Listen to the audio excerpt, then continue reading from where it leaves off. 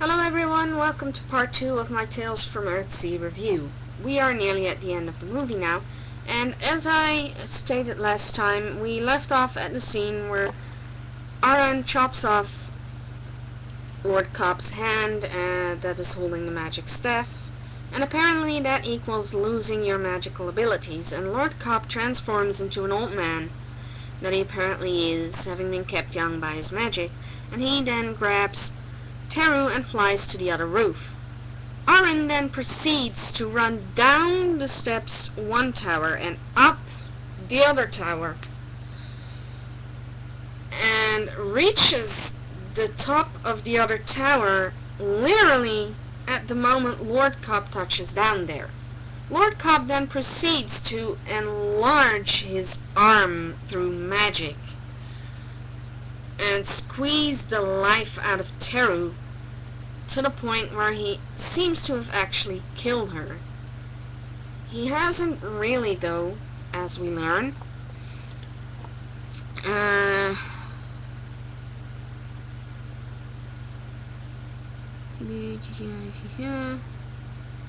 That's where I was. Instead, she transforms into a dragon and kills Cobb and rescues Aran, whom, upon reaching the top, began to fall again due to the tower collapsing under Cobb's power, as he apparently destroyed it to keep Aran from advancing.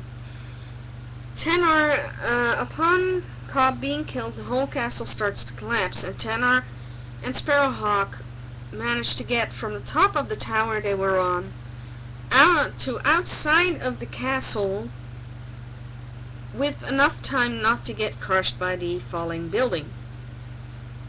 Tenor asks about the children, but Sparrowhawk says that they are alright as long as they have each other. Teru carries Aran and lands in a field and transforms back into her human form. Aran tells Teru that he will leave for home to repent for his crime, but he will come back to see her again sometime.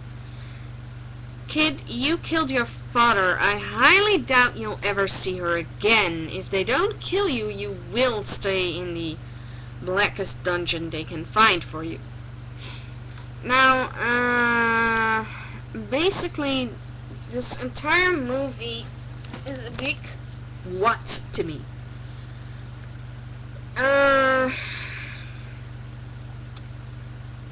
It is very clear throughout the entire movie that Lord Cobb and Sparrowhawk apparently go back a long, long way. And I, for one, think that with a $22 million budget, you would have enough money to include a flashback or someone telling someone else about it. I mean, any which way, but address their past. Give us more clues. Why does Lord Cobb hate Sparrowhawk so much? What did Sparrowhawk do to receive that scar? How did Tenor meet Sparrowhawk? Those are things I would have loved to see worked out more in this movie. The movie is 1 hour and 55 minutes long and includes many, many walking scenes as transitions between scenes. We could have easily skipped 3 or 4 walking scenes and made place for at least a flashback about the relationship between Lord Cobb and Sparrowhawk.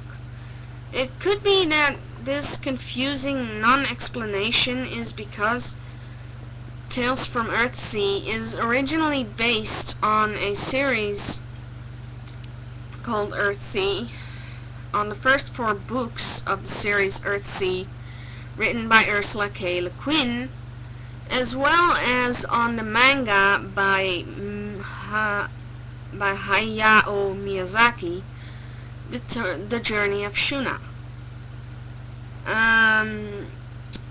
It could be that this movie is very confusing because they are trying to put elements of 4 different books and the manga in there. It might be that I may grasp the tale better if I read the books, but I think if you're going to make a manga adaptation, that certain elements, like the relationship between certain very important people to the story, could be fleshed out a little more, told about a little more, given a flashback or something. Like, you're left wondering why Lord Cobb doesn't like Sparrowhawk. How did Sparrowhawk get his scar? Has Teru always been a dragon, or did she just conveniently become a dragon? Why did the one dragon kill the other? Why are the people losing their magic? Because that is never resolved, really. How do Tenor and Sparrowhawk know one another? Why does Aaron kill his father? Those are very important things, and that would warrant very much an explanation.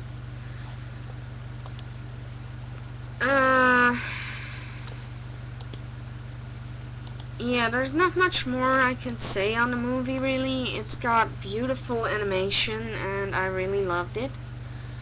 And I would watch it again, but I would still be confused as to what's going on. And that concludes my review of this anime movie. And out of 5, I give it a 2.5 at best. It is just too confusing. The scenes are more like interconnected stories, like they are taking chapters from book 1, taking a chapter from book 2, another 2 chapters from book 3, 1 chapter from book 4, a few chapters from the manga, and just mix and mingle it, and that's their movie. That's $22 million.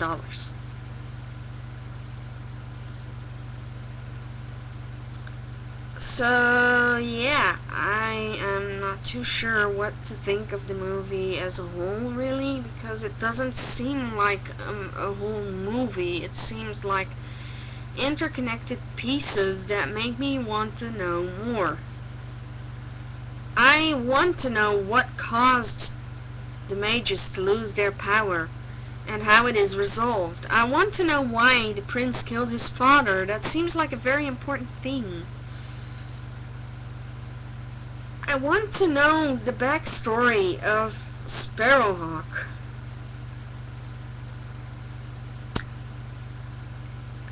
Yeah, basically that's all I have on this. It was just a big pile of what, why, and none of it was ever explained. And I think that bothered me the most about the whole movie is that they throw things at you, but they don't explain them. They throw a plot at you, which